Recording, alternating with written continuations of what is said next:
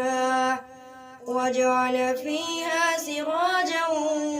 وقمرا منيرا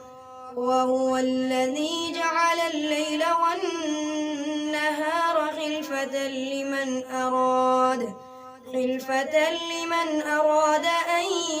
يذكر أو أراد شكورا وعباد الرحمن الذين يمشون على الأرض هونا وإذا خاطبهم الجاهلون قالوا سلاما